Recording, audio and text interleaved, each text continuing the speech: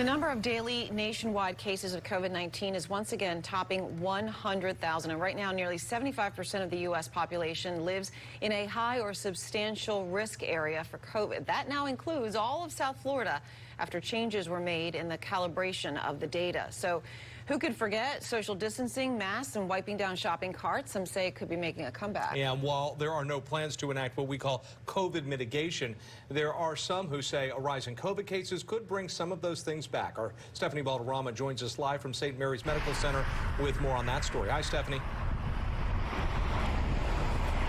Yeah, Jim, Liz, doctors are talking about bringing back the hand washing, the testing, even the masking. And they warn if we don't take those precautions now, well, the endemic could turn back into a pandemic.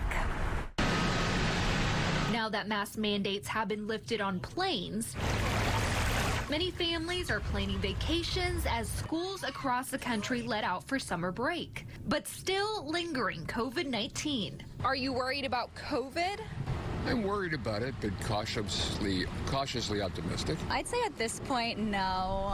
It's been a long time, and I think that everyone kind of needs to get past it. According to Florida's weekly COVID report, the new positivity rate is above 16% in Palm Beach County. Currently, in several hospitals in Palm Beach County, we're seeing an increase in admissions with COVID, as well as an increase in the hospitalization, including ICU admissions. This graph from our coverage partners at the Sun Sentinel shows medium risks of transmission in Martin, St. Lucie, and Okeechobee counties. However, all three South Florida counties are red and now considered high community transmission levels.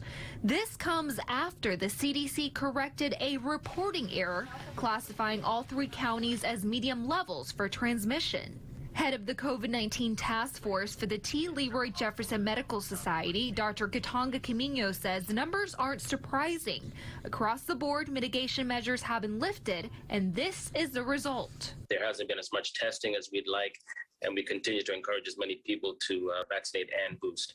By early July, federal vaccine regulators could decide on a new updated COVID-19 vaccine, which will roll out ahead of an anticipated spike in the fall and winter months, which would target current and even future strains of the virus.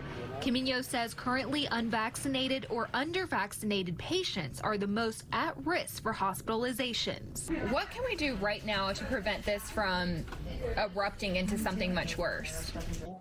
Well, we have to get back to the basics, Stephanie, which is the masking, the testing, and the boosting. So according to the CDC, people who live in high-risk transmission areas should wear masks indoors. But again, the Department of Health here in Palm Beach County says they're not changing any guidance, but they do continue to encourage people to get their vaccines and boosters. Reporting live in West Palm Beach, Stephanie Valderrama, CBS 12 News.